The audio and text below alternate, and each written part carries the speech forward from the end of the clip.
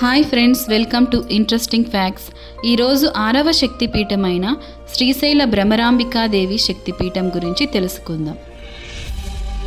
స్కంద పురాణంలోని శ్రీశైల ఖండం ప్రకారం భ్రమరాంబాదేవి పార్వతీదేవి దివ్యమూల రూపం. ఒకప్పుడు అరుణాసురుడు అని రాక్షసుడు గాయత్రీదేవిని ఉపాసన చేశాడు. అతను ఆ ఉపాసనలో అమరతత్వాన్ని కోరుకుంటాడు. గాయత్రీదేవి అటువంటి కోరికను తాను తీర్చలేనని, బ్రహ్మదేవుడు మాత్రమే దానిని చేయగలడని చెప్పింది. ఆ సలహా తీసుకున్న అరుణాసురుడు ఓం బ్రహ్మదేవాయ నమః అంటూ బ్రహ్మదేవుడిని ప్రసన్నం చేసుకోవడానికి తీవ్రమైన తపస్సు చేస్తాడు. అతని ప్రార్థనలు అన్ని లోకాలకు చేరాయి. కష్టాల్లో ఉన్న దేవతలు బ్రహ్మదేవుడిని కలుసుకుంటారు. అరుణాసురుడు కోరిక చాలా తీవ్రమైన కోరిక అని, దీనికి ఏదైనా చేయమని బ్రహ్మదేవుడిని అభ్యర్థిస్తారు. బ్రహ్మదేవుడు అరుణాసురుని ముందు ప్రత్యక్షమై అతని కోరిక ఏమిటని అడుగుతాడు.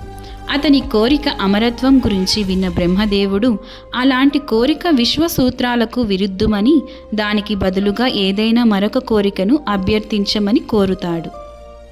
అరుణాసురుడు లోతుగా ఆలోచించి 2 కాళ్ళు లేదా 4 కాళ్ళ జీవుల వల్ల తాను ఎప్పటికీ మరణాన్ని ఎదుర్కోలేనట్లుగా వరం ప్రసాదించమని కోరుతాడు. బ్రహ్మ అతని కోరికను మన్నిస్తాడు. తనను తాను అమరుడిగా అజేయంగా భావించి అరుణాసురుడు తన కోరికను అడ్డంగా పెట్టుకొని ప్రజలను ఇబ్బంది పెడతాడు.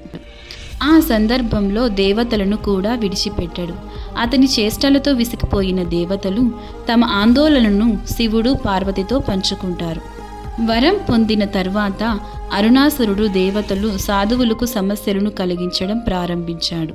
అతని అపారమైన శక్తి కారణంగా దేవతలు అతన్ని ఓడించలేకపోయారు. దీంతో వారు దుర్గాదేవి వద్దకు వెళ్ళి తమను రక్షించమని ప్రసన్నం చేసుకున్నారు.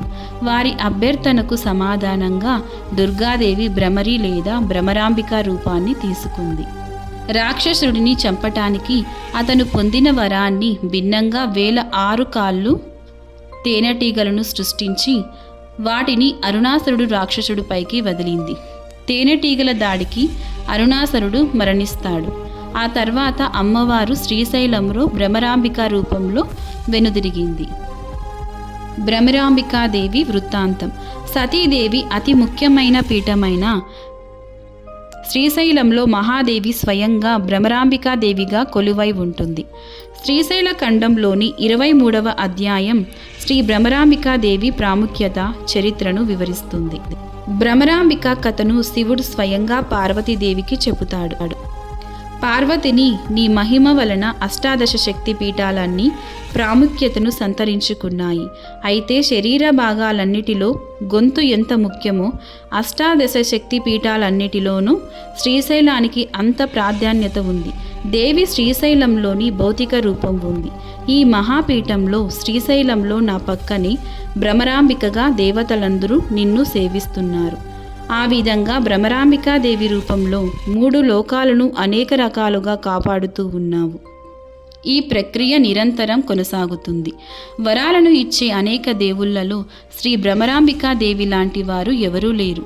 వేదాల తల్లి అని పిలువబడేది ఆమె మాత్రమే.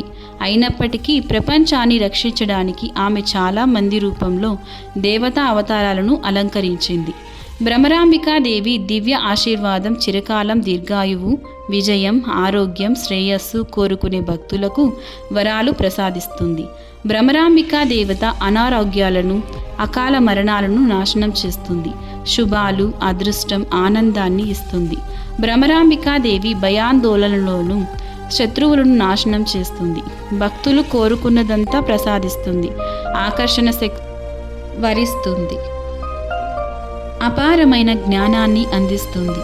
ఈ విధంగా భ్రమరాంబిక సకల వరాలకు దేవతగా ఆలయానికి పడమర దిక్కున నివసిస్తుంది.